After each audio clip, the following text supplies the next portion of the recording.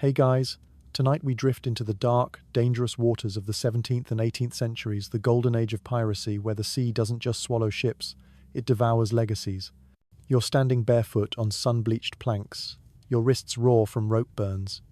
Cannon smoke still clings to your clothes. Blood, some of it yours, dabs your torn sleeve like pirate embroidery. And above you, a Royal Navy flag you'd hoped never to see again. Your ship is taken, your crew's in chains. And you? You're about to find out what really happens to a female pirate after capture, and trust me, you probably won't survive this. So, before you get comfortable, take a moment to like the video and subscribe, but only if you genuinely enjoy what I do here. And hey, tell me where you're watching from and what time it is. I love knowing who's falling asleep to history with me. Now, dim the lights, maybe turn on a fan for that soft background hum, and let's ease into tonight's journey together. You don't scream. You don't plead. You've seen worse. You've done worse. But as the Navy men bind your ankles and shove you toward the commander, your mind races not with fear, but with calculations. How many survived capture? Did Anne Bonny talk her way out? Did Mary Read die in her cell or escape in disguise? There's no handbook for this part of piracy, no treasure maps, no secret codes, just cold, hard cuffs and hotter tempers. You glance at the remains of your ship, broken masts jutting like ribs. One cannon still smoulders, the fire dying, like your chances. Captured pirates, especially the infamous ones, were typically tried under admiralty law. That meant no jury, just a judge, usually naval or colonial, and a sentence that came as swiftly as a cannonball. For male pirates, the outcome was predictable. Hanging, often at execution dock in London, their corpses left swinging in chains as a warning to others. But for you, a woman, it gets complicated. You hear the whispers behind you already. She wore pants. She gave orders. She held a sword like a man. Your identity isn't just a legal problem, it's a social crisis. In the rigid minds of 18th century justice, a woman couldn't be a pirate because that meant a woman could be dangerous, violent, powerful, unthinkable. And yet here you are, dangerous, violent, powerful, thinkable. Historians still debate whether women were treated more harshly or more leniently than men after capture. Some believe the courts didn't quite know what to do with female pirates. Others argue women received special treatment either from pity, fascination, or fear. Your march to the captain. He's sunburned and self-important, with a voice like gravel and eyes like barnacles stuck to authority but dead inside. He looks you up and down, but doesn't say anything, just gestures to the brig. As you're led below, one of the soldiers mutters, "Should have slit her throat. Less paperwork." Classic.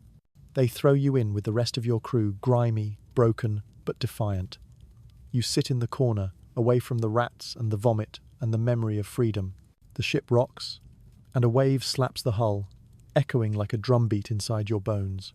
Someone hands you a rag to stop the bleeding on your temple. You take it wordlessly. No one dares ask what will happen to you. They don't need to. You're the only woman in the cell. The silence is heavier than chains. Later that night, a sailor sneaks a glance at you and says, "If you're lucky, they'll just hang you. If not," you cut him off with a glare. "If not, you'll do what pirates do. Fight, lie, charm, bite, escape. There are worse things than death. Like surviving stripped of everything that made you legend. You close your eyes. The wood creaks. The air smells of salt, sweat, and rotting ambition. Somewhere, not far, someone sings a lullaby in a language you don't understand. And you wonder, did Qingxi ever get caught? Probably not. Smart woman. You're still rocking with the ship.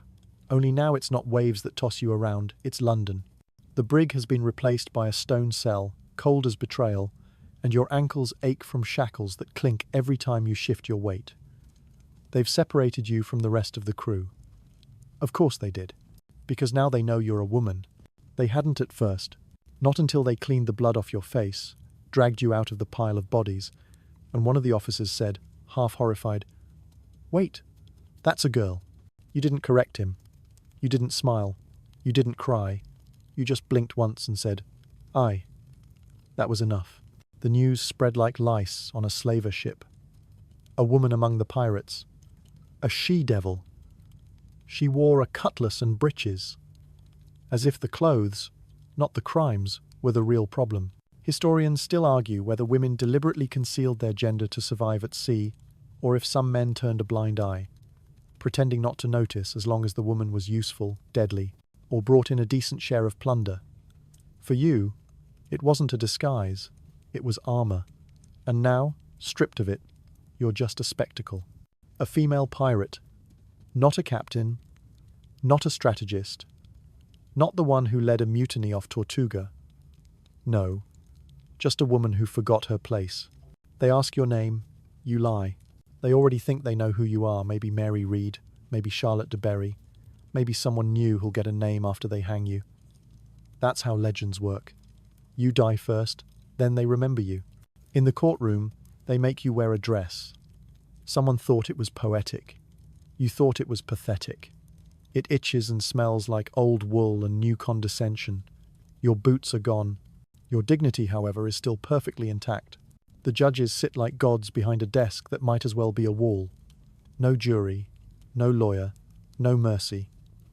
The Admiral's Court doesn't care about your backstory, your reasons, your pain.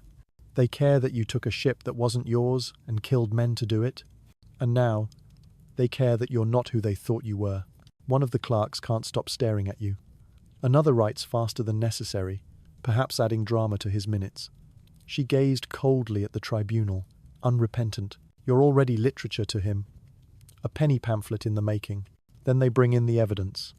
Pistols, blades, coins from 4 nations, a red scarf. Not yours. Not entirely yours, anyway. But guilt sticks easily to pirates. And to women? Even easier. They ask if you regret it. You shrug. They ask if you seduced your crew into piracy. You laugh. They ask if you were forced. You say, "Are you?" A naval officer glares at that. The clerk grins. The judge does not. One man clearly new to this asks what kind of woman would choose such a life. You reply without blinking. One who saw what kind of man ran the world.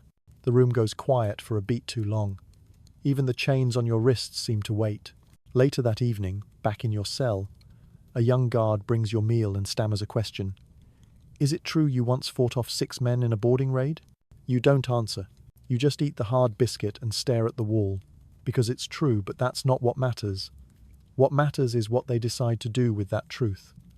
Or whether they twist it into fiction. In the papers, you're already a monster. A temptress. A cautionary tale. And the funny thing? You were never any of those things. You just wanted the wind, the gold, the chance. There's no sentencing yet. They're still deciding what to make of you. A symbol? A show trial? A secret execution? And deep down, you know something else. If you'd been a man, you'd already be swinging. You're marched into the courtroom again, and this time it feels different. The air's heavier, as if history itself has come to watch. There's a larger crowd now, some drawn by curiosity, some by disgust, and a few who just want to say they saw the woman pirate before she swung. But they're not here for justice. They're here for the spectacle. The whispers follow you like barnacles. She shared a bunk with the quartermaster. She slit a man's throat while laughing. She bathed in rum. Most of it isn't true. Some of it is. But no one wants truth. They want scandal. And in this age, nothing scandalizes like a woman with agency. They question you again. This time it's personal. Did you seduce your captain to get power? Did you disguise yourself from shame or from guilt? How many men did you sleep with aboard? You stare at them, motionless. How many did you sleep with? You ask one of the prosecutors, who turns redder than rum. The courtroom snickers. You bite back a smile. But it's not just theatre. This trial will determine whether you're hanged or something else. A lesser punishment, maybe. A public shaming. A life in servitude. Or the worst of all, erasure. You've heard the stories. Women pirates who didn't die on the gallows often just disappeared into brothels, colonies, or nameless graves. But then, a ripple through the crowd. A name is spoken behind the judge's bench, Anne Bonny. Someone says you might be her accomplice, that you sailed with her, that you were seen in Nassau sharing a drink with her and Mary Read. You weren't. But now it doesn't matter. The association is enough. The legends of Anne and Mary have taken on a life of their own. Anne Bonny, who reportedly told her lover, "If you'd fought like a man, you wouldn't be hanged like a dog." Mary Read, who lived disguised as a man for years, even in war.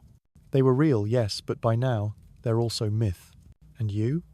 You're about to be folded into their story, whether you like it or not. You wonder if the court fears you more because you remind them of those women, or because you remind them they failed to erase them.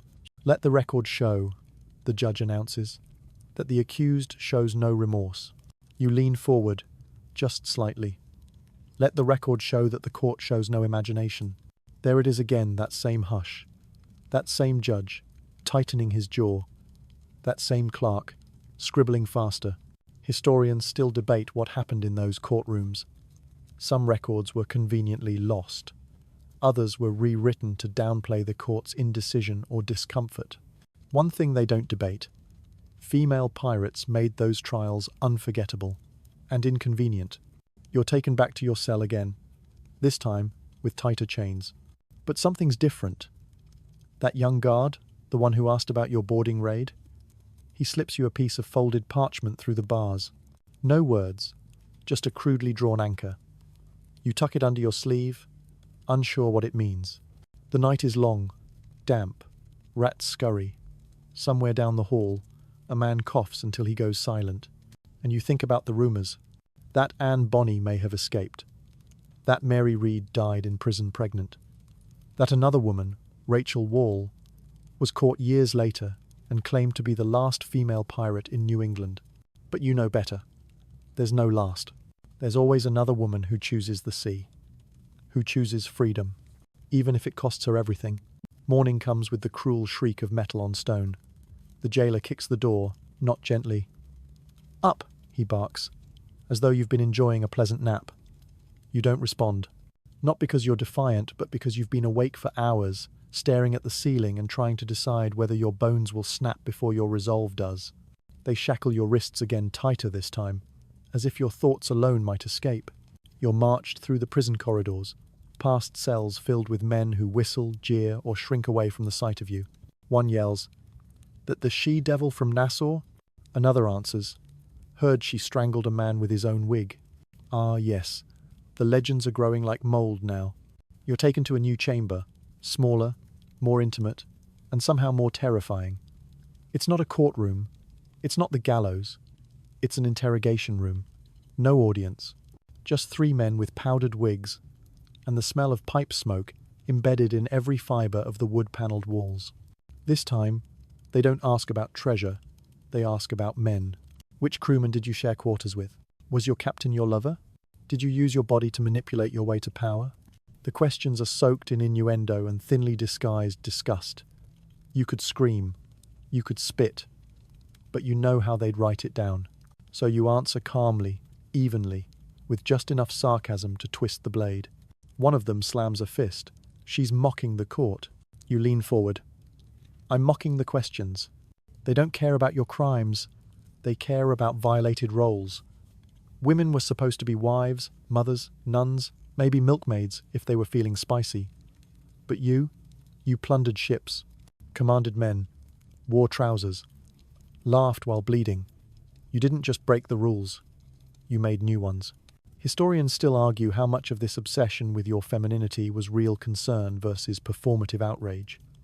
One thing's for sure, courts loved a scandal, and you were a ready-made one. Finally, one of them asks, "Do you claim to be with child?" Ah, there it is.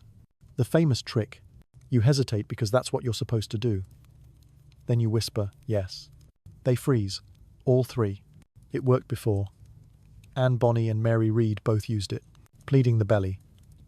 It's called a legal loophole that delayed execution for pregnant women. Because even pirates couldn't kill an unborn child. Not publicly, anyway. A midwife is summoned.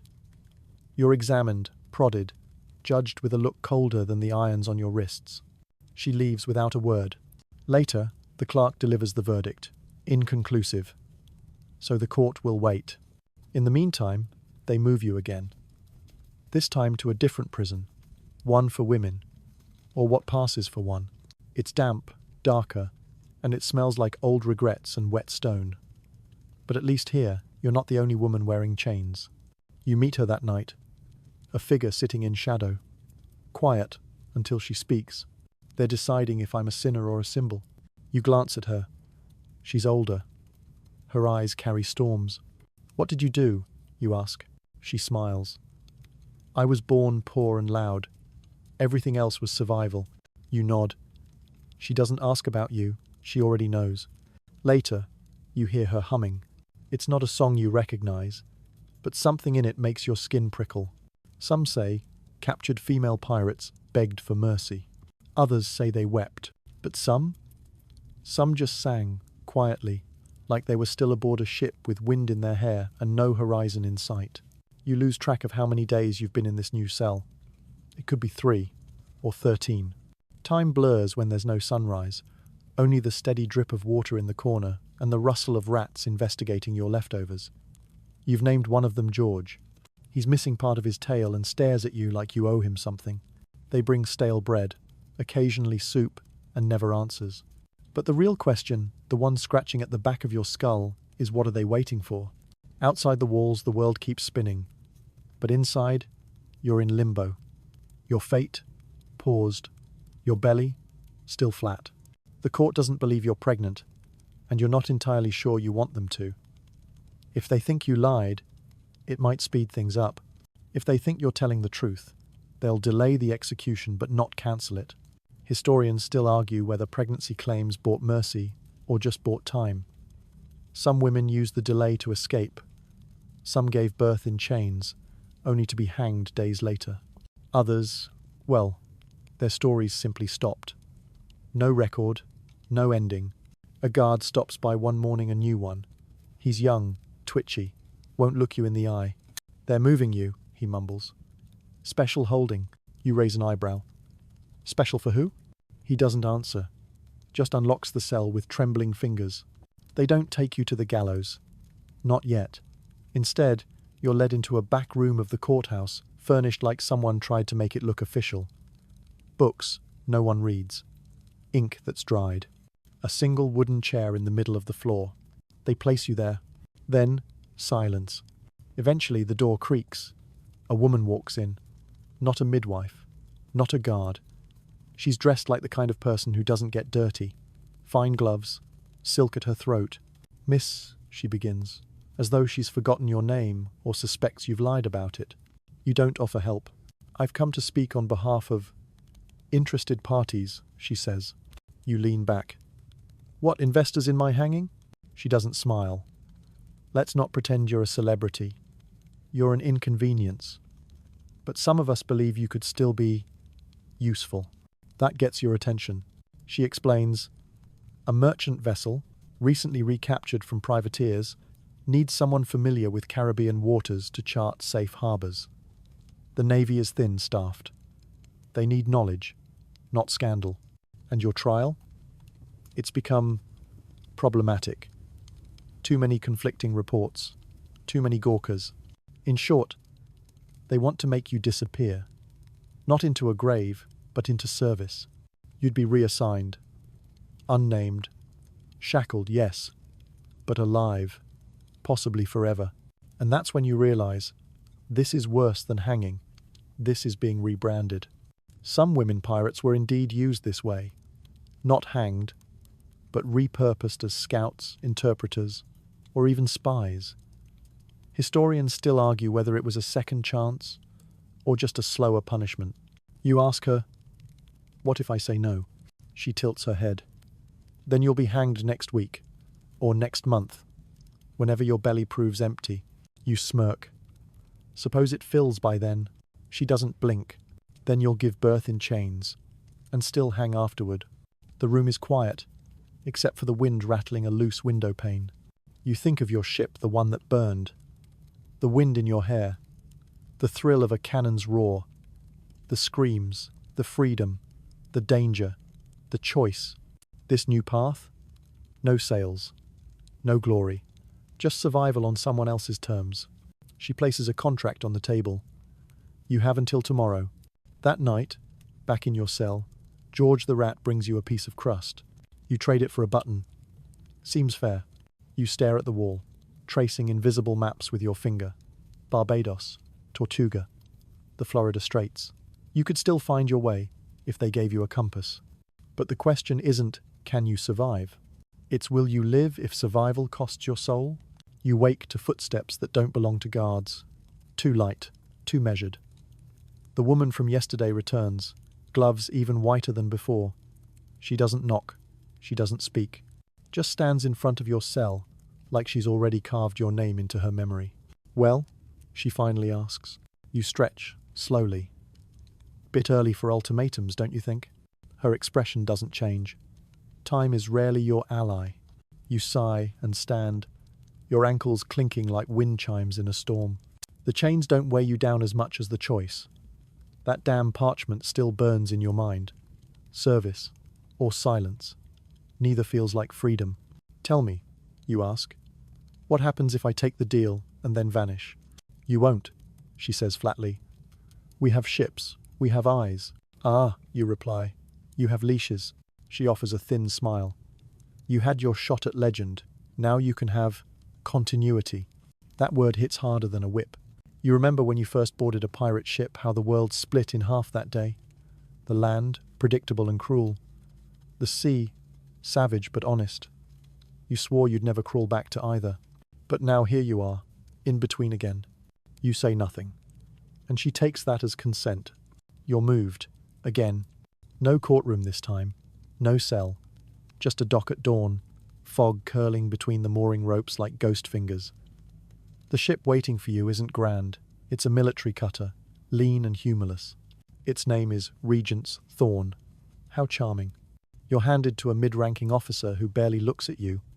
He doesn't need to. You're not a prisoner anymore, you're cargo with legs. You're placed in a corner cabin with no porthole, a hammock strung like an afterthought, and a tin cup chained to the wall. The voyage begins. No ceremony, no wind in your hair, just duty, dull, colourless duty. You're told you'll advise on routes where pirates frequent. Identify likely hideouts. Describe escape tactics. They're squeezing you for your former life, like a lemon drained dry. You give them some truth. But not all of it. Some secrets still belong to you. The officer asks one evening if you ever killed a man with your bare hands. You reply, only when I had time. He laughs nervously, doesn't ask again. Historians still debate whether women in your position cooperated out of survival, spite, or strategy. Most likely, all three. What else could they do? They were too dangerous to hang, too valuable to waste. Weeks pass. One night, you sneak onto deck during second watch. The moon cuts through the fog in long silver streaks. You breathe deeply. The sea is still there, still wild, still whispering. And then, something unexpected, a voice. Never thought I'd see you again, it says. You turn. It's the woman from your prison cell. The one with the storm in her eyes. She's wearing sailor's clothes now, her hair tied up, face weathered. But it's her. They moved you too, you ask? She nods. They think we're safer on the leash than in the grave. You both lean against the rail in silence. She glances at you. If we jumped, chains would drag us down, you say. She smirks.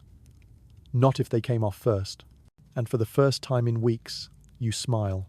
Not wide, not foolish, just a small, quiet curl of the lip that says, maybe not all stories end in shackles. Maybe some just change course. The Regent's Thorn slices through the sea like it knows exactly where it's going. You envy that. You, on the other hand, drift.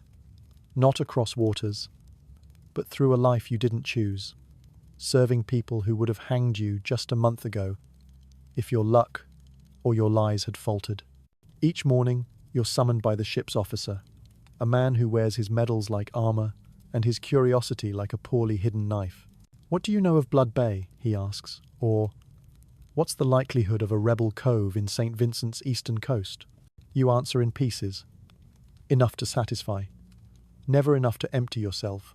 He writes it all down, cross-checks it with maps, acts like he trusts you but still locks your cabin door each night. Still, you're not alone. The storm-eyed woman, her name is Lorna. You learn shares, scraps of food, pirate gossip, and dry, wicked humour. She knows the sea like you do. She once served on a whaling ship before slitting the captain's throat, for reasons she says are private and probably divine. She shows you a trick. How to loosen chain bolts with salted twine soaked in vinegar. You file that away. One night, on the deck under a bruised purple sky, she asks, "Do you ever dream of it? The rope?" You say. "Number the freedom. Before the capture." You nod. "Every night. And in those dreams, it always returns the creak of rigging, the wet slap of a wave against your cheek, the shouted laughter of a crew who followed you not because you were a woman or a man, but because you were fearless." Historians still debate the psychology of female pirates. Were they outlaws by necessity? Were they driven by vengeance? Or were they just women sick of waiting for permission? Lorna nudges your arm. "They think we're tamed." You chuckle. "Let them. A few days later, you reach a port near Martinique. The officer disembarks with 2 guards to secure records. He leaves Lorna and you behind with one crewman barely old enough to shave and nervous enough to flinch when Lorna blinks too hard. She turns to you. "Now?" You shake your head. "Not yet. Patience. The hardest part of piracy." But fate, being the flamboyant drama queen she is, decides to intervene. That evening, a merchant ship drifts into port, flag waving frantically, deck covered in blood. They were raided. Not by any crew, you know. But the method is familiar. Approach disguised as traders. Strike during dinner. Leave no witnesses except the broken ones. Except this time, one raider was caught. And guess who she asks for by name? You. You're summoned to a dusty Port Authority building. There, in a cell barely larger than yours had been weeks ago, sits a girl barely 20. Freckles. Broken nose. Big grin. "Didn't think I'd meet the one," she says. You stare. "The one what?" "The woman who turned pirate and didn't look back." You blink. "You looked back?" She laughs. "Only to watch it burn." She was inspired by the stories. The ones that grew legs, sprouted wings. The ones that painted you as a sea goddess, a rebel queen, a legend. She doesn't know half of it, but something in her voice shakes you. Not with fear, but with remembrance. You're not dead. Not yet. And if she exists, others do too. Ones who saw you, heard about you, and thought, "If she could, maybe I can too." They let you talk to her for 5 minutes. But in that short time, you learn her name, her port of call, and her crew's hideout deep in an inlet only locals would know. As you're led away, she whispers, "If you ever get free," you don't answer. You don't need to. That night, in your bunker aboard Regent's Thorn, you draw the inlet on the wall using soot and lemon peel. Lorna watches silently. You say nothing, but you both know. You're making a map. The map stays hidden behind a loose plank under your hammock. Crude, smudged, imperfect. But it's yours, and it grows. Each day, you scratch another memory onto the wood. A cove, a rock formation, a rumor passed through shackled whispers. You're not just surviving anymore. You're plotting. Lorna notices, of course.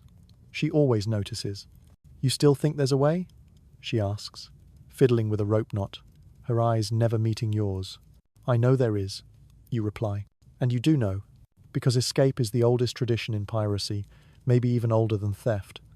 Everyone escapes something. The law, a master, a marriage, a name. You plan to escape history. But the ship doesn't make it easy. Every week, you're paraded in front of some official in another dull uniform. Asked for more intelligence, more maps, more names. You give them scraps. You smile.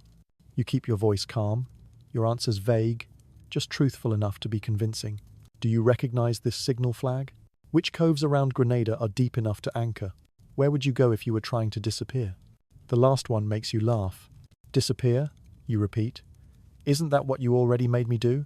The officer blinks, then makes a note. Historians still debate whether female pirates turned informants did so willingly or under duress. Some records claim cooperation. Others list temporary indenture. The truth, as always, is murkier and more interesting. You begin to notice patterns. The way your guards grow more relaxed. The way your chains loosen, metaphorically and literally. You're trusted now. Not respected, but tolerated, the way one tolerates a clever mutt who bites less than expected. One morning, the captain, different from your officer, more polished, more political, calls you into his quarters. He offers tea, real tea, the kind with spices and ceremony. You sip, just to be polite. He tells you the Crown is considering alternative sentencing for you, that you might one day walk free, live in a colony, maybe even marry. You nearly choke. Marry, you ask? Of course, he says. You're still of age, and your skills might be useful to the right man. You stare at him, stunned into silence, because in all your imaginings of your future escape, mutiny, ship theft, you never imagined returning to that. A collar of a different kind. Lorna waits for you on deck later. She sees your expression and says, "Ah, they offered the wife option, didn't they?" You nod. She spits overboard. Disgusting. They think it's mercy. They think they're the story. That night, you and Lorna unbolt a portion of the floorboard in your shared quarters. Beneath it, you stash 2 small knives, a compass you stole from the quartermaster's desk, and a length of rope soaked in lamp oil. The beginnings of a backup plan. You don't know when. You don't know how. But it's coming. The sea is changing. The crew grows lazier. Port stops are longer. The military focus is shifting from pirates to politics. Trade routes. Diplomatic threats. You're no longer their priority, which makes now the perfect time to strike. You hear from a steward that Regent's Thorn will dock in San Juan next. A bigger port, more traffic, more confusion, more opportunity. In your dreams, the map behind the plank grows larger, more detailed, and in the center of it all, one small word, scribbled in ash: freedom. You wake before dawn, not because of a bell or a guard's bark, but because the sea has gone still. Unnaturally so. The ship barely sways, and the silence is wrong, like the ocean is holding its breath. You slip out of your hammock and pad across the floor, quiet as a memory. Lorna stirs behind you but says nothing. She knows what today is. San Juan. The harbour is still asleep as the Regent's Thorn glides in. You watch from the gun deck as the port comes into view, lanterns flickering along the docks, sleepy vendors setting up stalls, and a ship that moored 3 piers away. It's the merchant vessel from Martinique, the one carrying that wide-eyed girl who knew your name. Her crew is gone now, replaced by port guards and customs men, but the ship remains. Unloading barrels. Routine. Boring. Perfect. The plan comes together in murmurs and glances. You and Lorna don't speak much. You don't need to. She stashed a sailor's shirt and trousers in a rain barrel near the aft. You've loosened the bolt, holding the side hatch near the galley small enough to slip through, if no one's looking. At mid-morning, your officer assigns you to assist the steward with manifest records. It's the first time you've been trusted off-ship since your capture. They hand you a clipboard. You nod obediently, and walk calmly down the gangplank into the noise and sweat of San Juan. Your heart isn't pounding. It's drumming. You count your steps. 33 to the barrels. 7 more to the fishmonger stall with the green flag. You crouch to tie your boot. In that moment, Lorna appears, flashing a grin like she's already free. You both move unspoken. One left, one right. You duck behind a crate as a guard turns. Lorna knocks over a bucket of clams. People shout. A dog barks. Someone screams, "Thief!" You slip behind a stack of sugar barrels and disappear. Just like that. Historians still debate whether female pirates escaped from military service or were simply lost to the records.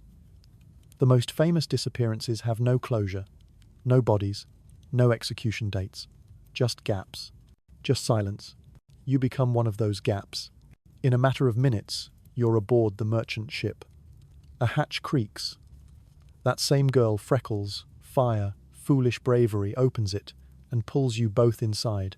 "Thought you might come," she says. You don't thank her. You nod. That's enough. The ship departs at dusk, sails full, wind hot and wild.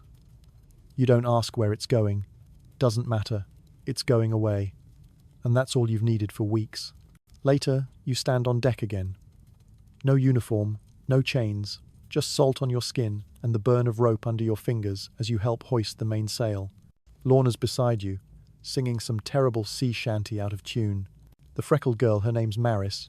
You finally learn steers with both hands, grinning like she stole the moon. The ship dips, then crests, and in that moment, the wind feels like a laugh, a promise. You're back.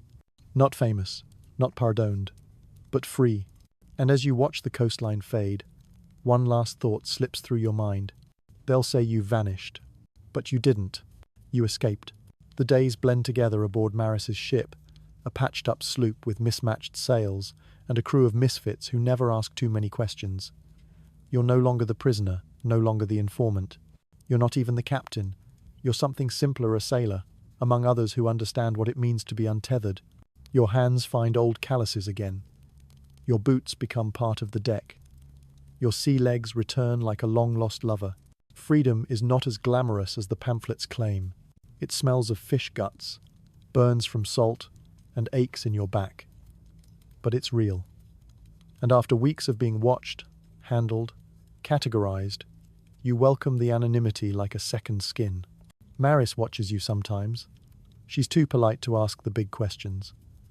So instead, she asks about knots, about wind, about how to read a map by moonlight.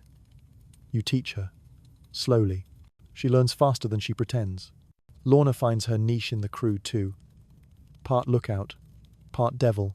She plays cards with the cook, fixes rigging better than most men, and tells absolutely wild lies about your shared past. She once fought off 3 Spanish ships with nothing but a spoon, she tells Maris one evening. It was a fork, you correct. Historians still argue about women like you. Not just the ones who were captured, but the ones who disappeared. Some believe they changed identities, married into port towns, became legends disguised as widows. Others think they died quietly, unrecognized, their stories buried in time. But the truth is, some of you kept sailing.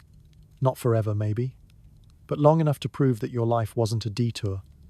It was the destination. You remember a particular moment, a quiet morning just before dawn.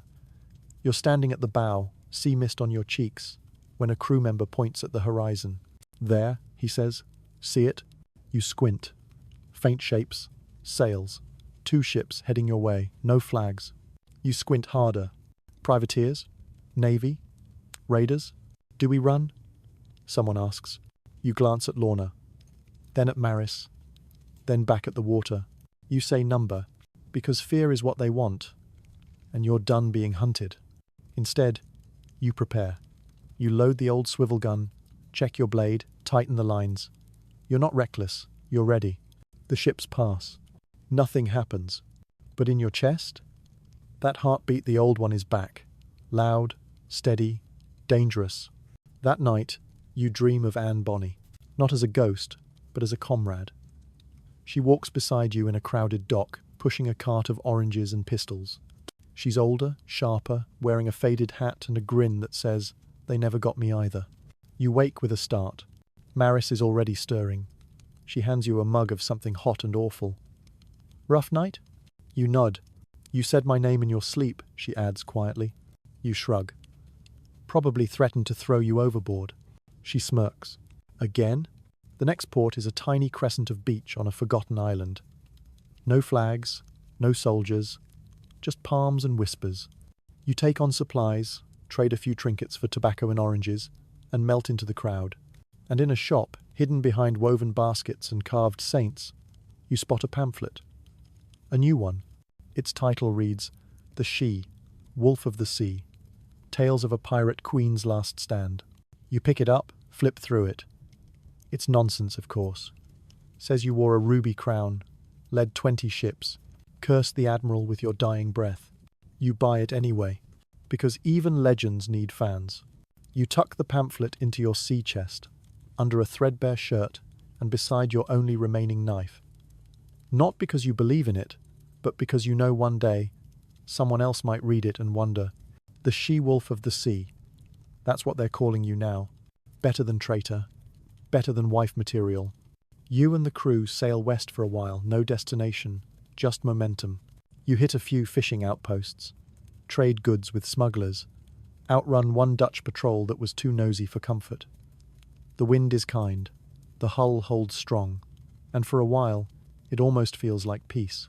But you know better than to trust calm waters.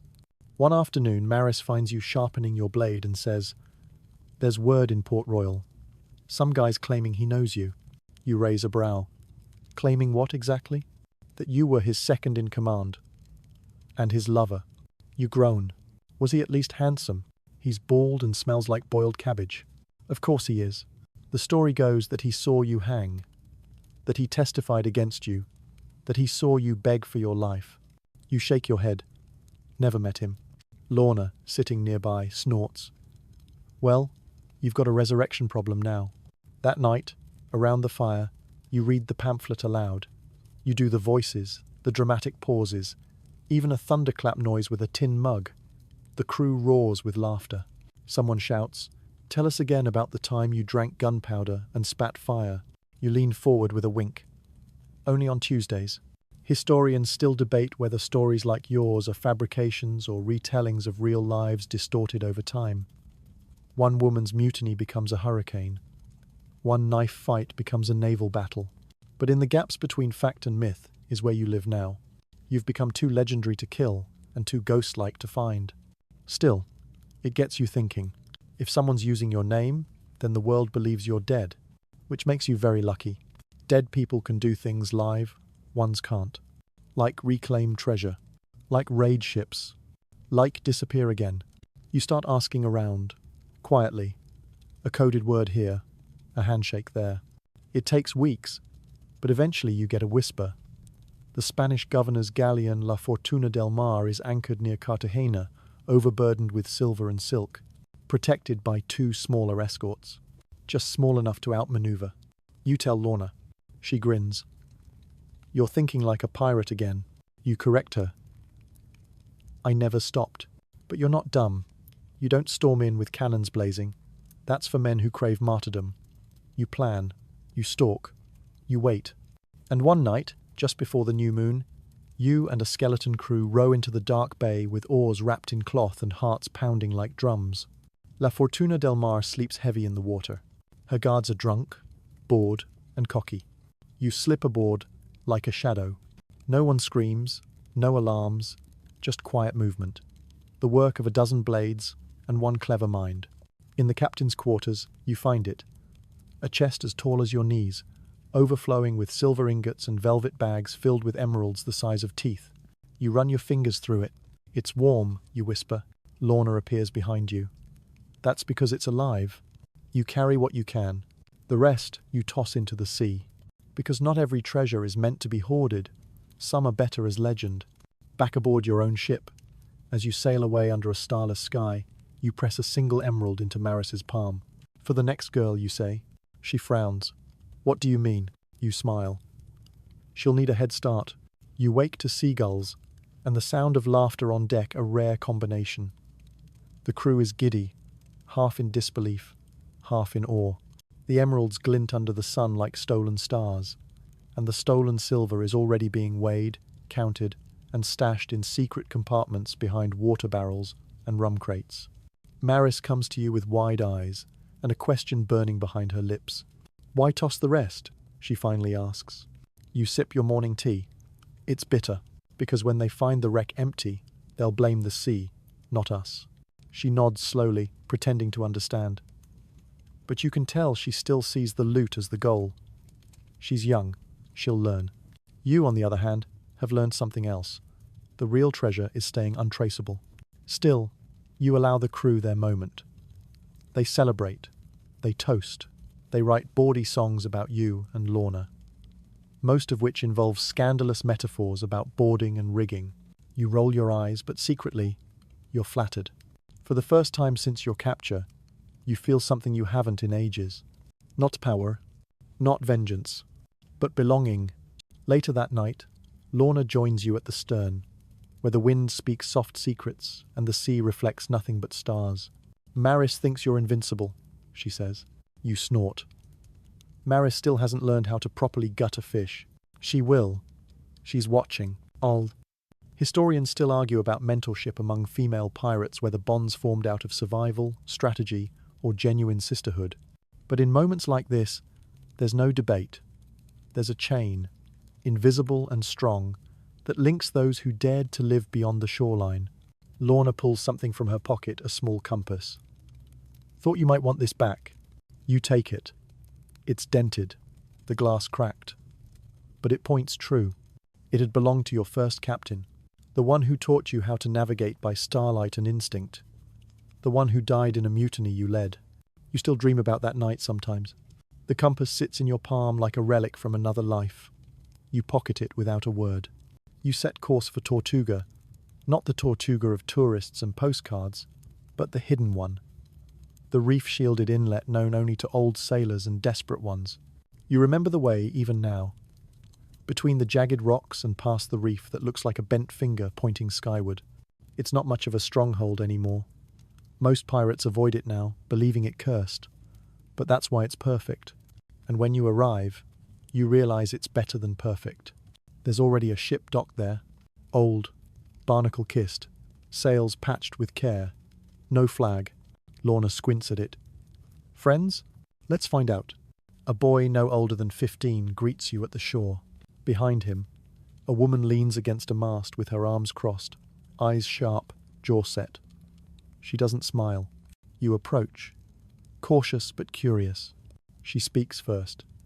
I heard a story about a pirate who vanished. Said she slit the throat of a man who tried to collar her and walked off the gallows like it was a stage. You shrug. Sounds dramatic. Sounds familiar. Her name's Colette. French, raised by smugglers, rumoured to be the daughter of a merchant governor and a runaway nun. You like her instantly. You share rum and trade stories beneath the crumbling stone archways of the old pirate tavern. She's heard of La Fortuna. She even knew the captain. Bastard owed me 10 doubloons. You laugh. Not anymore. By the time dawn paints the sky orange, a new alliance has formed. Not a formal one. Not a flag-waving, oath-swearing kind. Just a look, a nod. You'll call on each other if needed. You'll watch each other's backs from afar. The next morning, Maris climbs the rigging with a length of red cloth in her hand. She looks down at you and shouts, "What do we call ourselves now?" You glance at Lorna, who just grins, and you say, "Let's not name it." Why not? Because if it has no name, you reply, it can't be hunted. The sails are up again, the wind at your back, and for once, just for a little while, you're not running. You're sailing. Not away from a hanging, not toward a raid, but because you can. Freedom tastes different now. Not like revenge, not like desperation. It tastes like salt air and silence earned, not stolen. Your crew is lean but sharp. Maris has stopped asking questions and started issuing orders. You catch Lorna watching her with the faintest smile, the kind you wear when the future is more interesting than the past. You're heading west now, toward no particular place, just following the current like a fish with a memory. Then, one afternoon, something strange. A ship appears on the horizon. Not a warship, not a merchant. Too small for a navy cutter, too fast for a trade vessel. It flies no flag. You grip the spyglass, narrow your eyes. It's old, barely holding together, and moving like a drunk in a hurry. She's limping, Lorna mutters. I'll bet, you counter. Historians still debate the rise of decoy ships during the Caribbean's pirate heyday. Some were rigged with false sails, others loaded with explosives. But most just held desperate men, or worse, men pretending to be desperate. You keep distance, for hours, until the ship fires a flare, red, then green. You freeze. That signal, it's not Navy, it's not Spanish, it's yours, old code, from your crew, the ones who were captured with you months ago, back when the gallows seemed certain and the sea felt lost. Change course, you say. The ship groans in protest as your sails shift. The water hisses beneath the hull. Within an hour, you're side by side. The deck of the mystery ship is a mess, sails torn, rigging dangling like seaweed, and a half-mast with a tattered bit of red scarf still clinging to it. You recognize it. You tied it yourself once. And then you see him, Derek, your old quartermaster. Leaner now, more scar than skin, but unmistakably alive.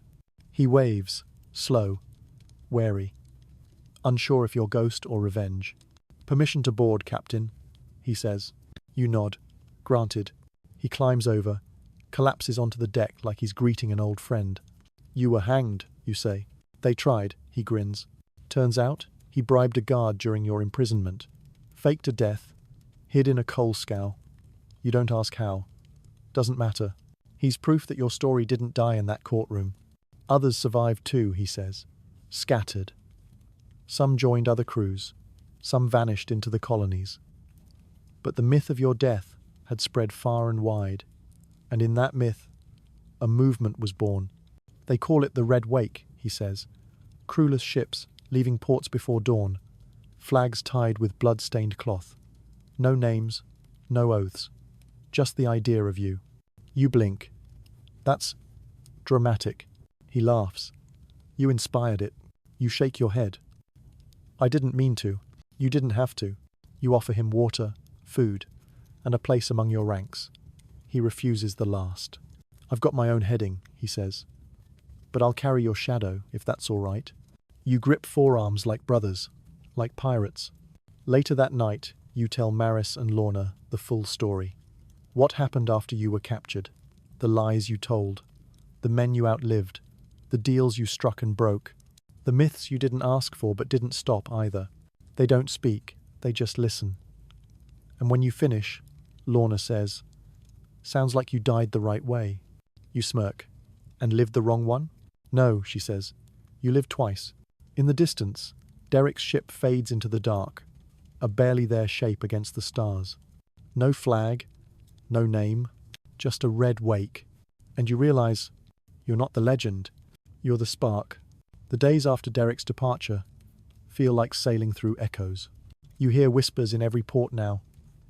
The Red Wake, the Ghost Fleet, the woman who died and came back with salt in her veins and a vendetta in her sails. You don't wear red, you don't raise flags, but somehow your absence does more than your presence ever did. At a supply outpost in Belize, a drunk stumbles up to Maris and says, "You ever hear about the she-wolf? They say she gutted a whole garrison in her nightgown." Maris doesn't blink. "Really? Must have been chilly." The crew is starting to believe it too, not just in you, but in the idea of you. Lorna's knife has a red ribbon tied to the hilt now. Not your idea. She said she did it for luck, but you know what she really meant. The next few weeks are busy. You intercept a sugar bark headed for Havana and liberate its hold. You slip through a French blockade with contraband silk and just enough charm. You even help a slave galley captainless, after an uprising giving the mutineers barrels of food, maps to safe harbours, and no questions. One of them, a woman named Tembi, locks eyes with you before they row away and says, "You walk different." You nod. "I walk like no one's watching," she smiles. "That's how I plan to run." Historians still argue over how many pirate crews were composed of freed or escaped slaves, or how often women took the helm. Most colonial records omit those details, partly from shame, partly from fear. But the stories survive. And now, you're part of them. You finally reach Tortuga again. This time, it's not hiding. 3 ships are anchored there already, and one of them flies something strange. A white scrap of sailcloth, hand-painted with a wolf's head and streaks of red. It's ridiculous. It's beautiful. You meet the captain, a woman barely 20. One blue eye, one green. She says her name's Mirelle, and she speaks like thunder wrapped in velvet. She asks no permission, no allegiance, only says, "I heard about you. I made my own version." She gestures to the flag. "I figured if the story's going to live, I might as well wear it." You run a hand over the fabric. The paint is sticky. The image is crude. But it moves you. Later, around a driftwood fire on shore, Mirelle admits something quietly. "I used to be a maid, for a man with too many coins and not enough mercy." You say nothing. You've heard this story before. You lived it too, in your own way. "I saw what you did, or what they say you did," she continues. "And I thought, if she can burn it all down, maybe I can too." You nod. "You don't have to burn it. Just sail far enough that they can't find you." She smiles. "Same thing. That night, Lorna leans over and whispers, 'They're making you into a religion.'" You exhale. "I didn't ask for worship." "No," she says, "but you earned it." You stare at the sky. The stars aren't as sharp as they used to be. Maybe your eyes are getting older. Maybe the smoke from the fire softens them. Or maybe, just maybe, things don't have to be sharp to be real. You fall asleep to the sound of waves and women laughing. And in your dreams, the sea doesn't take. It gives. Morning brings a strange sight. Morel's crew is painting another flag this time. Not just the wolf, but a jagged crown hovering above it. A crown with a crack. You raise an eyebrow as you pass. You running a monarchy now? Morel grins. Only the kind that answers to no one. You can't argue with that. More ships arrive over the next few days. One flies a flag stitched with thorns. Another has a crescent moon dripping red. No two are the same, but they all carry whispers, symbols, messages passed between women who never met but seem to share a pulse. You realize something. This isn't just a crew anymore. It's a current, a network. No centralized command, no fleet-wide charter, just a shared truth. No one's coming to save us, so we save each other. Lorna calls it chaotic unity. You just call it smart. Historians still argue about whether female pirates ever worked together in coordinated efforts. Some claim it's impossible, too much ego, too few ships, too dangerous. But none of those historians ever stood where you are now, watching captains trade gunpowder and laughter like sisters. You set up camp on the far side of the island. Quiet, hidden, shaded by palms. There, you and Maris start compiling something more permanent. A book. Pages stitched from sailcloth. Ink made of ash and oil. Not a diary. A map. A ledger of safe places, friendly ships, known threats. You call it the Drift Record. Maris asks, "Who's it for?" You answer, "The ones who don't know they're pirates yet." She smiles and keeps writing. One afternoon, a longboat washes up on shore with two girls aboard barefoot, starving, barely breathing. They say they escaped from a Portuguese ship after weeks locked in a cargo hold. They'd heard about a place where women like them wouldn't vanish without a name. "Is this it?" they ask. You nod. It is now. Lorna gives them water. Morel gives them knives. You give them something else entirely, a name they can carry, not one they were born into. They choose their own. That night, they dance around the fire like shadows with stories. You watch, stone-faced at first. Then, when one girl stumbles and laughs, a sound bursts out of you too, a laugh that feels like it belonged to someone younger, someone still learning how to sail. "You've gone soft," Lorna teases. You shrug. "Soft like a cannonball. I've see." The joke earns a cheer from half the camp. Later, sitting alone at the edge of the tide, you run your fingers through the wet sand. You find a shell shaped like a dagger and tuck it into your belt for no reason other than it feels lucky. You hear footsteps behind you, Maris. They're saying you should be called Captain of the Forgotten. You shake your head. "No captains here." "But you started it," she says. You correct her. "I survived it. Big difference." She doesn't argue. She knows the truth. The myth and the woman are two different things. The myth is louder, braver, glorious. The woman? She still wakes up flinching at the clink of chains. But both versions of you exist, and both are needed. As the tide pulls back and the stars claim the sky, you breathe deeply. This island will never be on a map, but it will be remembered. Because the women here don't need maps. They make their own. You awaken to the scent of smoke and the distant clang of steel, two sounds that should never pair together on a peaceful shore. You don't bother with boots. You grab your blade and run barefoot over damp sand, heart pounding like a drum carved from storm clouds. By the time you reach the cove, the fight is nearly over. A Dutch privateer had crept in under false light. Thought they'd find a quiet island to claim. What they found was a camp full of women who'd sharpened their rage into weapons. Two of Morel's crew are injured, one limping, one bandaged and pale but alive. The privateers? Half are dead. The other half are tied up and facing a wall of very grim faces. Maris stands with her sword out, breathing hard. She sees you and says, "They thought we were wives and whores." You nod. A common mistake. The leader of the captured men, bloody, bruised, barely holding dignity, spits at the sand and sneers. "You've no right to fight like men." You walk up, crouch down and say, "Funny, you died just like them." He lunges, but your knee's in his throat before he finishes the move. Lorna claps slowly from behind. Or you're teaching again. Historians still debate the exact number of female-led pirate crews and whether they truly engaged in organized resistance. But those who were there, those who survived, left behind marks, scars, stories etched into coral, and bones buried far from home. By midday, the beach is cleared, the wounds dressed, and the firelight flickers softer again. You call a meeting. No titles, no hierarchy, just a circle on the sand. We need more eyes, you say. Scouts at the reef, decoys on the water, and messengers fast ones. Mirelle volunteers one of her crew, a swift girl named Sabine, who can climb a mast like it owes her money. Maris suggests code flags. Lorna wants false beacons.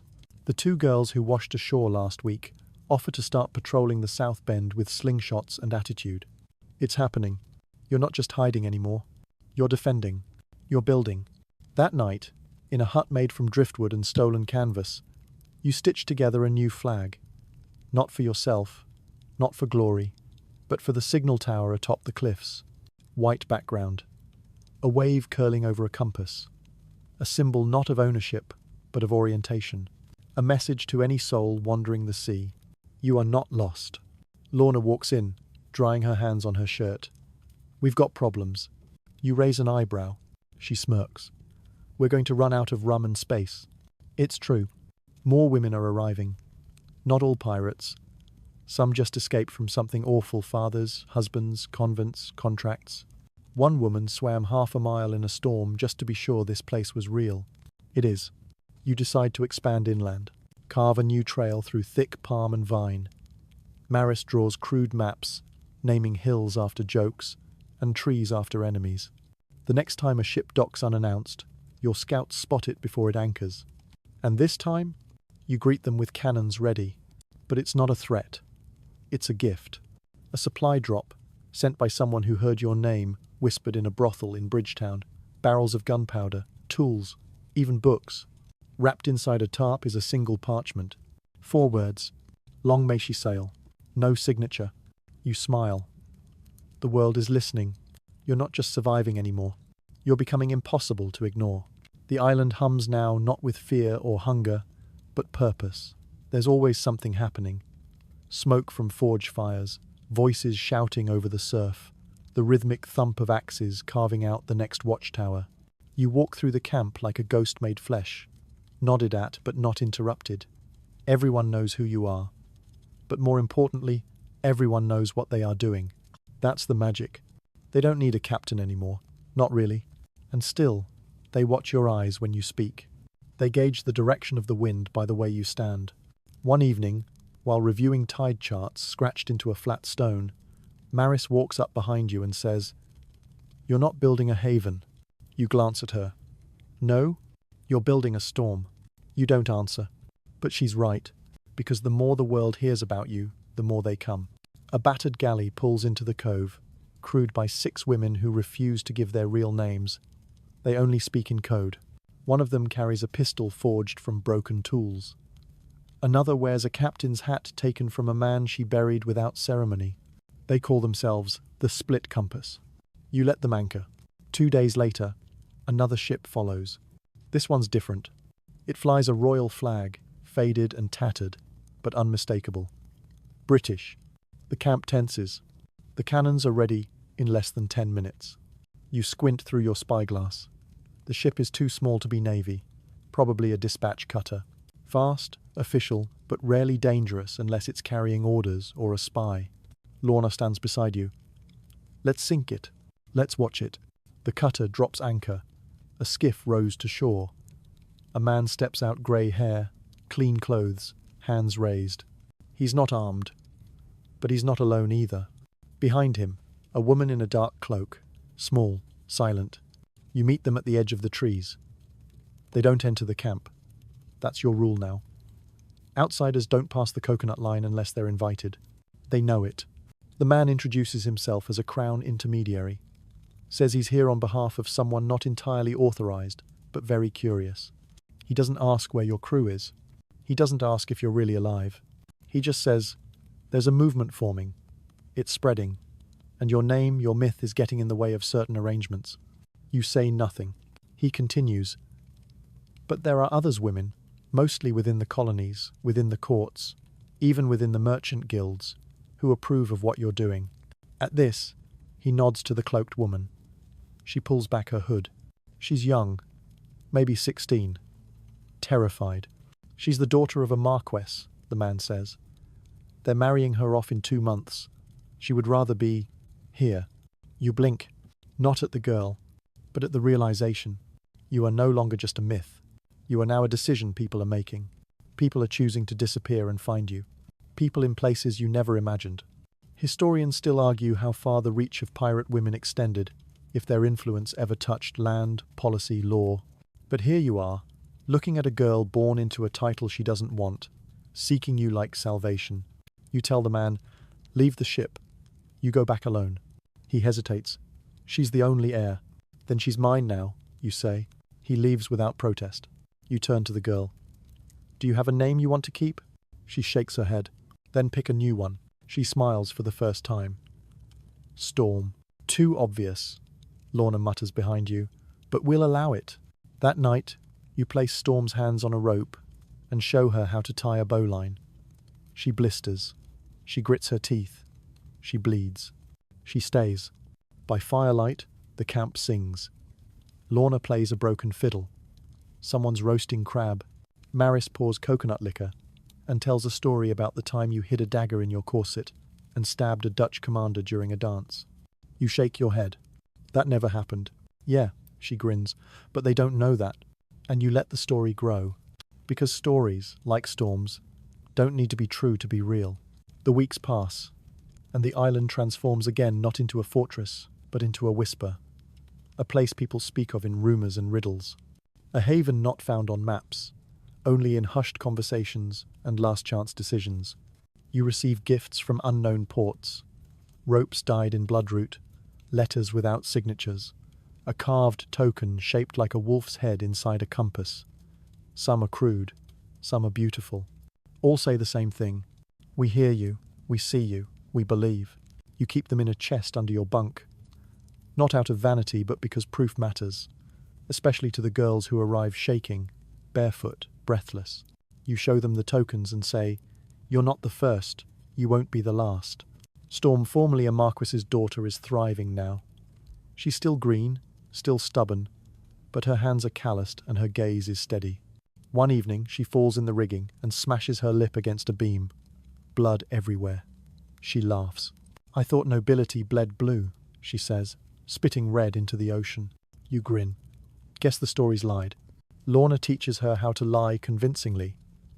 Maris teaches her how to lie usefully. You? You teach her when not to.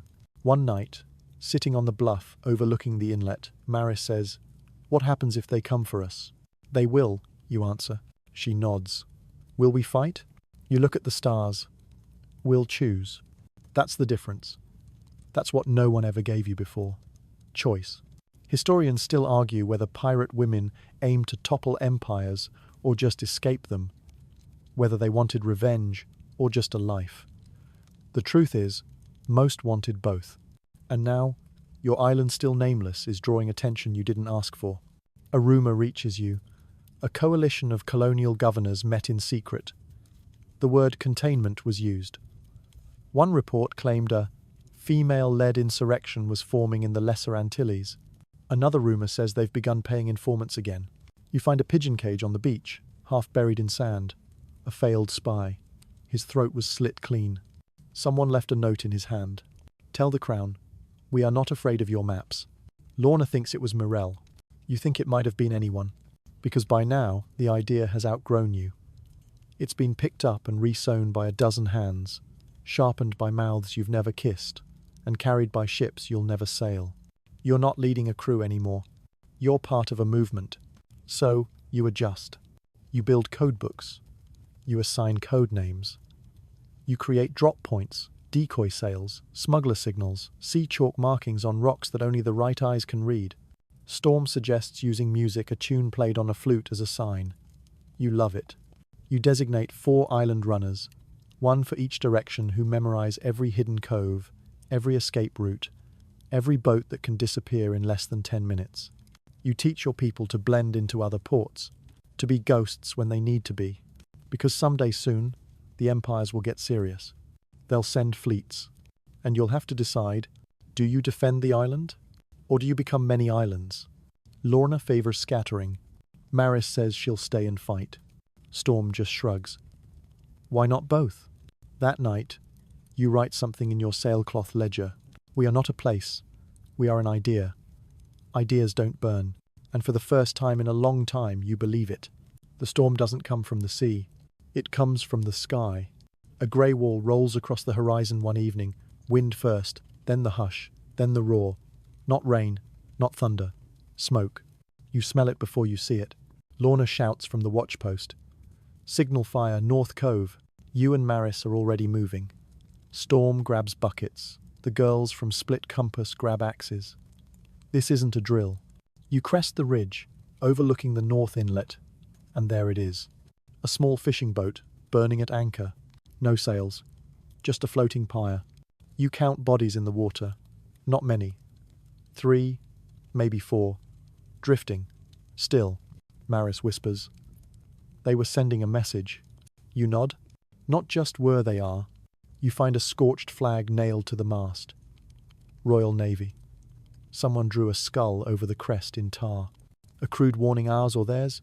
You're not sure. But either way, the message is clear. They found you. You carry the bodies back yourself. 2 women, 1 man, 1 child, maybe 12. You bury them in silence. No names. Just stones. Storm presses her palm to the dirt after, her jaw clenched, and doesn't say a word for the rest of the day. That night, around the fire, no one plays music. And then you do something you haven't done in months. You speak to all of them. We've been lucky, you begin. We've been smart and loud and quiet when it counted. They watch you. They listen. Even the wind stills. But now they're looking. And not because they think we're a threat, because they know we are. You don't need to raise your voice. These are women who've been shouted at their whole lives. They hear you anyway. We didn't come here to fight, but we're not running either. Not again. You glance at Lorna, who gives you a nod so slight it barely counts. We'll defend this place if we must. But if it burns, we don't. Because we are not a ship, not a port, not a flag. You reach into your pocket and hold up the old compass your first captain's, cracked but still steady. We are a direction, and we don't stop moving. The fire crackles, the stars blink, and someone, quietly, starts to hum a tune. Storm picks up the melody, then another voice, then another, until the beach is filled with a song no one wrote down, only felt. Historians still argue whether pirate women ever formed lasting settlements, or if their legacy was only in the raids, the ships, the vanished court records. But what you've built here goes deeper than history. It's not in stone. It's not in ink. It's in people. The next day, you assign every ship in your camp a sister vessel, linked pairs. If one is attacked, the other disappears. If one is hunted, the other hides her. You draw up escape paths across the entire Lesser Antilles marked in code only your crew understands. Then you send out runners. And then, you wait. 3 days later, a scout returns from the south. Spanish flag spotted near St. Lucia. Not a warship, a galleon. Too large for patrol. Too valuable to be alone. Maris reads the signal note aloud. Loaded heavy. Slow. Weak escort. Royal cargo. You don't smile. You nod. A message sent to you in fire will be answered in kind. Because you didn't choose this war. But you remember how to win one. You call the raid the Quiet Wake. No banners, no rally cries. Just 3 ships under false flags. No lights, no sound moving through the water like whispers with teeth. The galleon is right where the scout said it'd be, drifting south of St. Lucia, swollen with cargo and pride. 2 escorts trail lazily behind it, bored, overconfident. They don't see you coming. Mirelle takes the port flank, Lorna the starboard. You steer straight for the belly, slow, patient, like you're part of the tide. No cannon, just hooks and grapples and blades in mouths. You're on the deck before the first sailor notices. He turns, and you silence him. Storm follows you up the rope, blood already splattered on her sleeve. She doesn't hesitate. You're proud of her, even now. The galleon's guards panic. Their captain, a man with too many medals and not enough scars, tries to make a speech. Maris stabs him mid-sentence. It's over in minutes. No mercy. No prisoners. Historians still debate whether these attacks were acts of survival or statements of war. You don't care. You're too busy hauling crates filled with muskets, tobacco, and most importantly, documents. Not just manifests. Letters. Letters from the Crown. Maps of known dissident activity. Marked islands. Flagged names. You find your own, circled in red. Not just you. Mirelle, Lorna, even Storm. They know. That night, as the loot is divided, you burn the original documents and memorize the rest. The other crews copy what they can before the flames eat the evidence. The last thing to go into the fire is the captain's wig. Lorna toasts the blaze. "We are not secrets anymore," she says. "No," you agree. "We're a problem." Back at your island, you bury the crates of muskets under the old meeting hut. Every ship gets fresh powder, new orders, and 3 fallback locations, because you know what's coming next. They'll stop sending patrols. They'll start sending punishment. And so you prepare for the siege. Storm runs daily drills with the newest arrivals. Maris builds new sails dyed in misleading colours. French, Dutch, even Merchant Guild emblems. Lorna trains the cannons until the sound of a shot feels like punctuation. You send 3 ships away strategic dispersal. They carry messages and goods, but also something more precious, witnesses. If your island burns, the world must know why.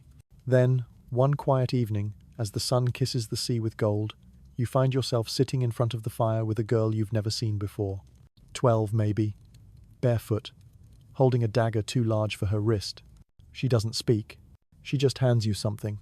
A medal, British Navy, gold-plated, engraved with the words, "For valor in suppressing piracy." You take it. She turns and walks away without a word. Lorna leans over. "Where'd she get that?" You stare at the fire.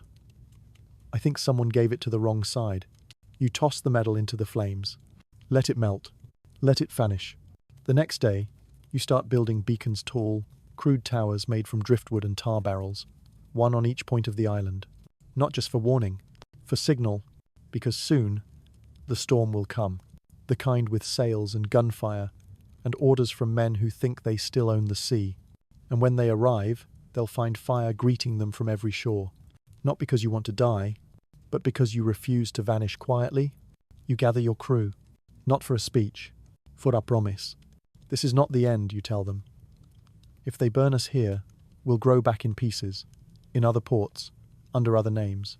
You raise your blade, not to command, but to point, to the sea. And they echo you, to the sea. Because if history taught you anything, it's this. Empires forget, but water remembers. You spot them at dawn, not through spyglass or rumor, but by instinct. The horizon flattens, the seabirds vanish, and in that dead silence, sails bloom white, then red, then black-tipped. 4 ships. No flags at first. Then one raises the British crest, not proudly, but purposefully. They want you to see it. Maris is the first to speak. "That's no patrol." "No," you reply. "That's a message." You don't panic. You prepare. The beacons are lit. Tar smoke trails into the sky. Drums beat along the beach cliffs. The signal goes out across the water in code. We are still here. Lorna organizes artillery. Mirelle sails out to draw fire. Storm rallies the runners. You move through it all like someone rehearsing her final act. Not with dread, but clarity. This was always coming. The British think they're cornering a crew. They're not. They're provoking a movement. By noon, the first cannonball lands harmless, off the reef. Then another closer. Sand flies into the air like warning dust. You wait. Then, when the 3rd ship moves into range, you answer. The first volley from your cliffside guns cracks the quiet wide open. The beach erupts with shouts and smoke. Ships shift. Waves boil with wooden splinters and flame. And somewhere in the chaos, Storm fires her first shot, striking the mast of a brigantine and sending it spinning into confusion. She cheers. You don't stop her. Let her remember this moment. Let her own it. Historians will one day argue what happened on this day. Some will call it a massacre. Others, a rebellion. But you? You know the truth. It was a beginning. Because even as the British ships close in, even as your sails burn and your cannon crews reload, you realize something profound. They're scared. Not of your firepower, not of your defenses, but of you, of what you represent. You are women who refuse to vanish, who stole back their stories, who built something without permission. You are proof that their world, their neat, cruel, inherited world, can be broken. You see it in their hesitation, in the way one ship falters, then turns just slightly, a delay, a whisper of doubt. They didn't expect a fight. They expected fear, and when they don't find it, they lose their advantage. Maris leaps into the water mid-battle to save a crew member who fell from the reef tower. Storm smashes a British Marine across the face with a stolen spyglass. Lorna boards a cutter and returns dragging 3 officers and a bag of their orders. You don't ask how. She doesn't explain. At dusk, the tide turns literally and metaphorically. The current shifts, pushing the British ships toward the shoals. And your ships? They know these waters. You signal retreat not to flee, but to pull them in. The trap snaps shut. By nightfall, one of the British ships has run aground. Another is leaking black smoke from its lower deck. The others scatter bruised, limping, no longer brave. The camp is battered, but intact. You walk the shoreline after midnight, barefoot, blade at your hip, salt on your tongue. Storm joins you. Did we win? She asks. You glance at the stars. No, you say. We survived. And in surviving, you became something far more dangerous than a legend. You became real. The island smells of fire and salt and Metal Victory's strange perfume. You run your hand along a splintered watchtower post, the wood warm from the sun and scorched black at the base. It held. You held. The British are gone. For now. The tide carried 2 of their bodies ashore last night. One still clutched a saber. The other had no face left, only blood and uniform. You buried them quietly at dawn. Not out of mercy, but out of ritual. Even your enemies get the sea's silence. Storm built a cairn over them and said nothing. Good. She's learning that not every story needs a headline. Maris limps past you, a bandage at her temple, chewing on a mango slice like it insulted her. They'll come back, she mutters. I'm counting on it, you reply, because now you know how to beat them. Not with more ships or more guns, with unpredictability, with diffusion. You call another council. Lorna, Maris, Morel, Storm, and 7 other captains now running under the loose banner of the drift. You speak plainly. The island is no longer safe. We hold it too tightly, and now they're watching. Morel objects. This place is our symbol. You nod. Exactly. And symbols don't need to stand still.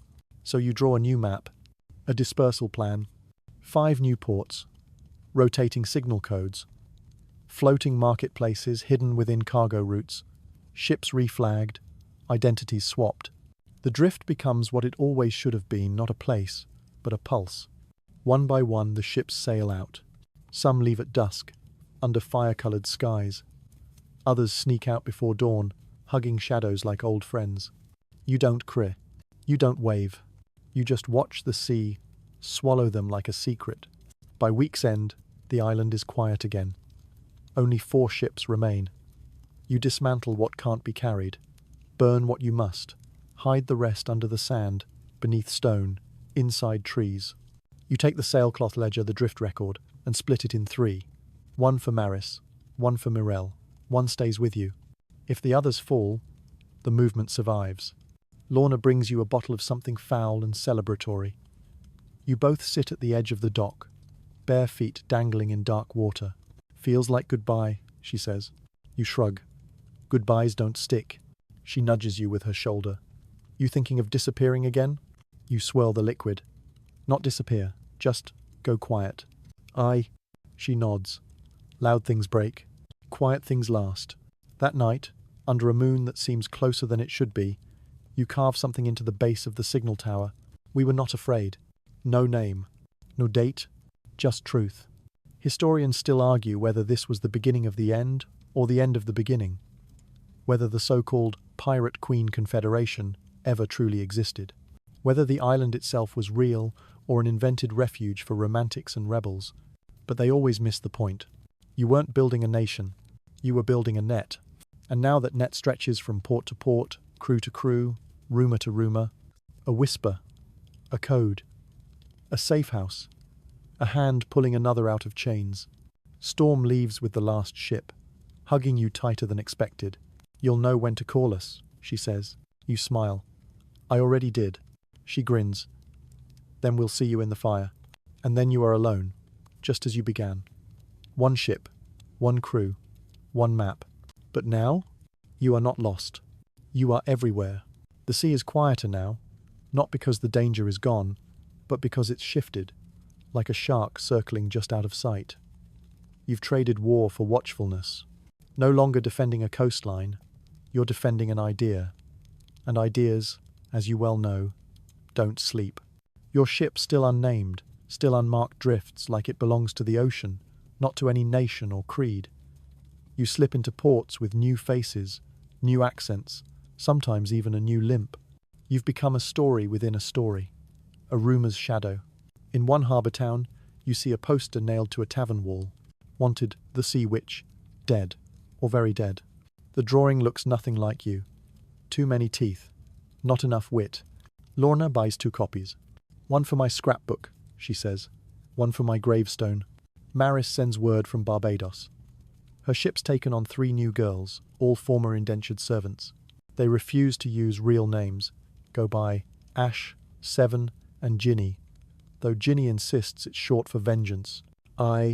Storm's crew sends a coded note hidden in a shipment of candied ginger. "We pulled 3 from a slaver's brig. One of them was wearing red." You know what that means. The drift isn't just surviving. It's working. Historians still argue over how movements like yours spread without meetings, speeches, or written orders. But that's the trick, isn't it? You never led. You just lit the fuse and stepped back. One morning, anchored near a quiet quay, you're woken by a soft knock on your cabin door. A courier, nervous, sunburnt, holding something in oilskin. He hands it over and flees before you ask a single question. Inside is a book, heavy, leather-bound, salt-stained at the corners. You open the first page. It reads, "To the one who began it. We've added our pages. We've told our truths. We'll keep writing until they stop chasing us or until they run out of ships." You flip through. Dozens of entries, dozens of hands. Some stories are detailed dates, places, maps. Others are poetic, crude, scrawled in angry loops or elegant calligraphy. There's a page written in dried blood. One page is sewn shut with black thread. You don't open it. You cry. A little. Not loudly. Just enough to remember that your heart still beats under all this salt and grit. You take out your own ink and quill and add a line to the last blank page. If you're reading this, you're not alone. Find the red sail. Whisper the song. We'll find you. Then you seal the book again, oil it, and send it to the next port aboard a courier ship flagged as a sugar trader. Not because you're done, but because someone else is ready to begin. Lorna stands beside you as the courier ship vanishes over the horizon. "You think we'll ever meet them all?" she asks. You shake your head. "Number. But they'll know we were here." And that's enough. The wind shifts. Not suddenly, but with the soft insistence of change you can feel in your bones. You're older now. Not old, but seasoned, weathered. The kind of pirate whose face no longer appears on fresh bounty posters, but whose name still makes someone glance over their shoulder in a crowded dock. You like it that way. You spend weeks at sea, running silent between islands, ferrying messages, supplies and stories. You hear of colonies tightening laws, of governors panicking over trade losses. They've stopped calling it piracy. Now they call it unrest. You smile when you hear that, because unrest cannot be caught. One afternoon, in a sleepy bay off Dominica, you dock beside a wrecked ship stripped of everything useful. A single person waits at the shoreline. A woman in a tattered navy uniform, hair shorn close, one hand resting on a blade. You don't speak at first, you just offer her water. She takes it. Later, by the fire, she tells you her story.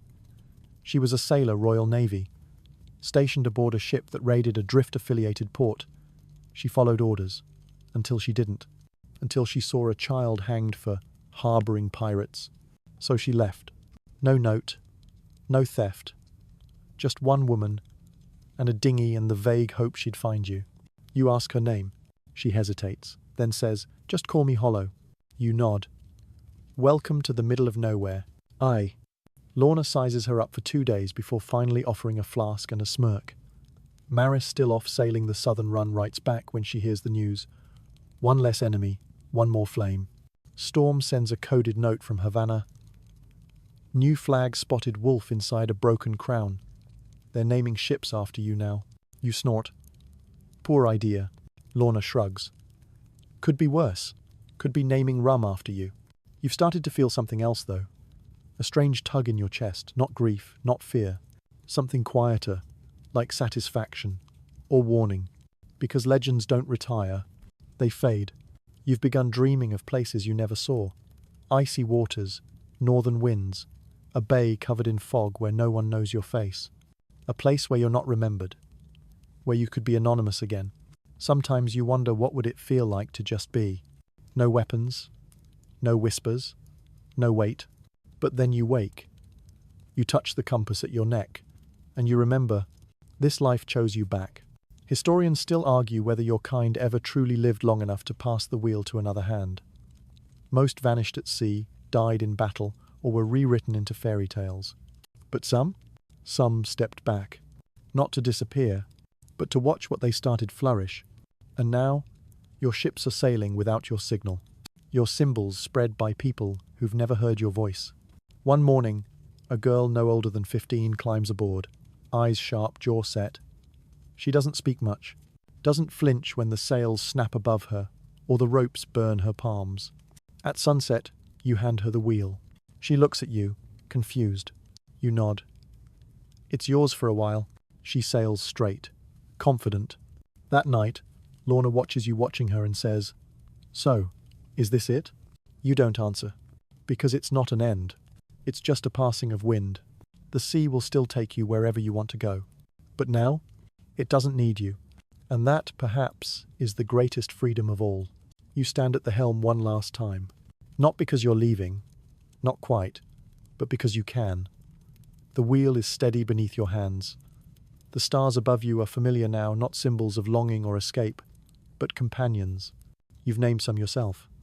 Not the bright ones in books, but the dim, reliable ones that no one else notices. The kind that always point home. You set a slow course toward open water, not running, not chasing, just moving. You've spent your life living fast, bleeding freely, building something impossible. Now, you want to listen. Storm sails east now. Her crew nearly all former prisoners and runaways. They send messages etched into fishbone and cork, slipped into cargo crates and bottles. Everyone ends with the same phrase. Still drifting, still watching. Maris charts routes into northern waters, braving colder tides, building new strongholds where no one expects rebellion. She writes often, each letter a dagger of wit, a journal of resilience. Lorna doesn't leave. She stays by your side. You knew she would. She says less these days, but she's still the first to laugh and the last to hesitate. When you look at her, you see your entire story reflected in a face that has changed as much as yours. "We should name the ship," she says one morning. You think about it and shake your head. "Let them name it," you say. "They'll get it wrong, but they'll remember." Historians still argue about you, who you were, what you stood for, whether you even existed as more than a convenient myth wrapped in smoke and salt. But the sea remembers. The women sailing under crimson thread remember. The girls born under names they won't keep remember. And one day, far from here, someone will speak your name, not out loud, but in code, in a whistle across the market, in a line carved into a dock, and someone else will answer. Because you weren't a pirate. You were a beginning. You anchor off a quiet quay at dusk. No lights, no fire, just stars and water, and the sound of waves brushing the hull like breath. You take the compass off your neck and place it in the girl's hands, the one who steered straight weeks ago, the one who never looked back when others did. She stares at it, doesn't speak. You nod once, and walk away, not because you're done, But because the sea can only be held by hands that reach for it fresh, the stars shift slowly overhead, and the waves lose their rhythm, softening into a gentle hush against the hull. The sails no longer strain, the ropes no longer creak. Everything is slowing now, settling into something safe, something quiet. You sit on the deck, legs folded beneath you, arms resting on your knees. The wind wraps around your shoulders like a familiar shawl, warm and salt-sweet. Your eyes drift upward, where the sky swells with stars too numerous to count, and for once, you don't try. The sea rocks you gently, as if remembering the shape of your breath. The sound of distant tides becomes a lullaby, repetitive, soothing, like a heart reminding you that you're still here, still held, still part of something too vast to name. Somewhere, far from here, another ship cuts through the dark, its sails full, its path unwritten. Someone stands at its helm, not knowing your name, but feeling your presence, your story, your flame. And that's enough. Your work is done for now. Close your eyes. Let the stories slip beneath the waves. Let the wind carry what remains. Let the sea remember you. Sleep well.